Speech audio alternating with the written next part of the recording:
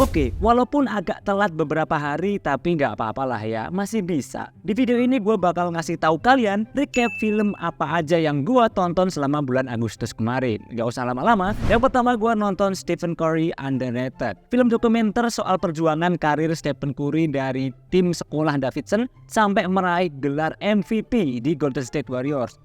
Cukup emosional buat yang ngikutin Stephen Curry, walaupun dokumenternya tetap agak lacking dikit dan ngebosenin di awal. Karena bias akhirnya gue kasih 7/10.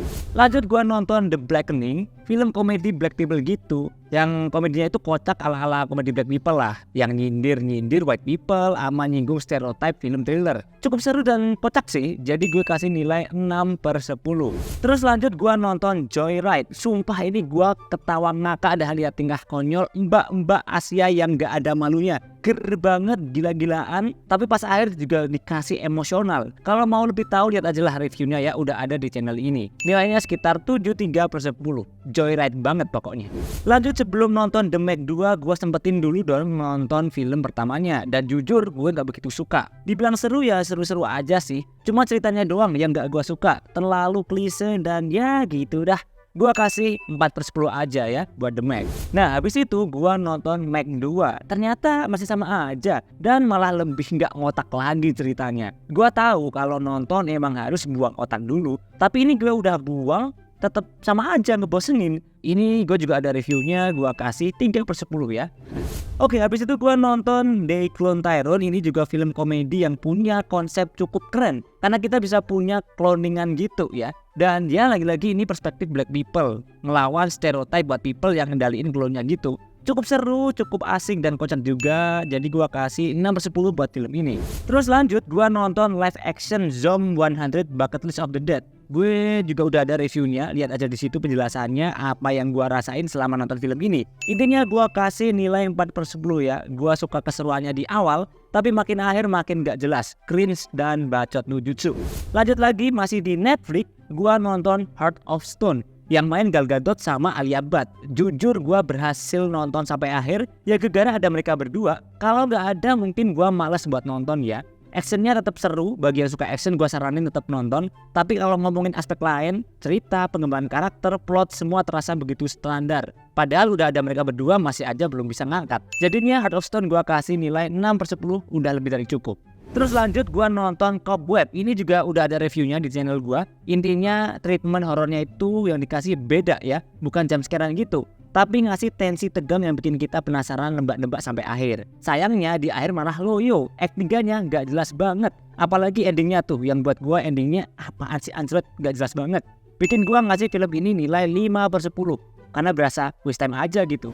Terus berikutnya gue nonton Elemental. Pixar kayaknya udah jarang banget deh bikin film yang bagus. Maksudnya tuh secara emosional tuh bagus gitu lah ya, beda sama Pixar yang dulu-dulu.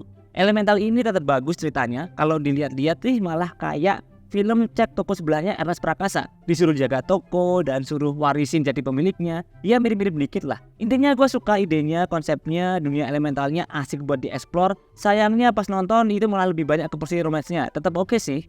Ya gue kasih 7/10 juga. Habis itu gue lanjut nonton No Hard Feeling. Sumpah ini juga kocak banget dah. Gue ngakak nonton ini. Rasanya tuh kayak nonton film komedi seks tahun 2000-an gitu. Kayak American Pie, The Girl Next Door, ya gitu-gitulah. Jennifer Lawrence tuh meranin jadi cewek yang butuh duit, yang harus ngedis sama cowok Cooper. Kocak sih ceritanya. Ini gue juga udah ada reviewnya, lihat aja di sana penjelasannya. Intinya gue have a great time. Udah lama ngerasain film kayak gini lagi di tahun sekarang. So No Hard Feeling gue kasih nilai 7/10. Nah terus gue nonton Before Sunrise karena masih kebawa romance di No Hard Feeling. Dan beneran ini sumpah film ternatural yang gue tonton. Ngalirnya enak banget. Gue tahu ini sekedar romance fantasi yang langka banget kejadiannya terjadi di dunia sekarang. Cuma kebayang gak sih kalau kejadian beneran? Ketemu stranger tiba-tiba gitu kan, ngobrol sana sini, keliling kota, apapun topik ditanggepin, yang lain berasa ngontrak. Supaya ini manis banget filmnya, cocok banget. Memang dapat sebutan salah satu film romance terbaik. Gua pun ngasih nilai cukup tinggi yaitu 8,8/10. Dan masih soal romance, gua nonton Past Lives. Yang mana ini my most anticipated movie di tahun 2023. Dan beneran dong ini bagus banget cok. Mirip-mirip sama Before Sunrise. Eksekusinya filmnya tuh natural banget, ngalir. Cuma ini ceritanya teman masa kecil yang dulu pernah saling suka ketemu lagi ketika udah dewasa, yang mana salah satunya udah menikah. Waduh, Sakit banget gak sih? Dan mereka berdua tuh bener-bener saling sharing perasaan mereka yang terpendam, dan akhirnya mereka tetap menjalani hidupnya masing-masing. Sumpah ini ngecek banget sih Bre, kontemplasi banget nonton film ini ya. Past Life, gue juga kasih nilai cukup tinggi 86/10. Oke lanjut, gue butuh hiburan nih ya. Jadi gue nonton Lego Disney Princess The Castle Quest, cuma 40 menitan. Dan bukannya terhibur malah, aduh apaan sih ini film? Mungkin emang khusus buat anak-anak ya filmnya, tapi ngapain juga gua nonton ya. Cuman ada juga film anak-anak yang endingnya tetap bagus. Nah ini Lego Disney gua pikir bakal bagus, ternyata ngebosenin parah. Gua kasih 3/10 aja. Salah kayaknya gua nonton ini ya. Oke, terus gua lanjut nonton You Are So Not Invited to My Bat Mitzvah. Ini film remaja coming of age, ya ala-ala kehidupan remaja Amerika gitulah ya. Yang mana di sini itu perspektifnya diambil dari cewek gitulah, yang dia tuh agamanya Yahudi yang bikin project pesta bar mitzvah. Ini kocak-kocak lucu gitu sih ya, drama-drama queen juga gitu ya. Intinya gue have fun nonton film ini, terus gue juga ngerasa film ini punya vibes mirip kayak film Are You There God? It's Me Margaret. Oh ya, fakta uniknya yang main film ini juga satu keluarganya Adam Sandler. Oke, jadi film ini gue kasih nilai 6/10. Lanjut gue nonton The Monkey King, animasi terbaru bikinan Stephen Chow. Ini sebenarnya menarik banget, cuma gue nggak suka sama narasi penceritaannya yang terlalu loncat-loncat so asing gitu. Alhasil gak dapet emosionalnya di gua. Dibilang seru sih tetap seru, cuma bagi gua ngebosenin parah. Jadi The Monkey King dapat nilai 4/10 dari gua.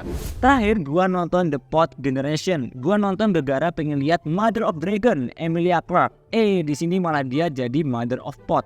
Gue suka sama konsep dunia di sini yang mana kita hidup dibantu sama teknologi AI, termasuk mau ngelahirin bisa pakai pot atau wadah telur gitu. Sayangnya gue gak begitu suka karena di ceritanya yang terlalu berlarut-larut dalam drama yang menurut gue kurang pas ngedeliver emosinya. Banyak topik yang mau dibicarain di film ini tapi ujung-ujungnya gak kebahas secara dalam. Filmnya juga kerasa panjang dan berkutat di situ-situ aja. So untuk The Pod Generation gue kasih nilai 5/10. Oke, itu tadi film-film yang gue tonton di bulan Agustus kemarin. Semoga kalian suka sama konten ini. Gue bakal lanjut juga di next month ya. Gue bakal bikin apa yang gue tonton di bulan September. Oke, kalau gitu guys, thank you for watching. See you in the next video and bye.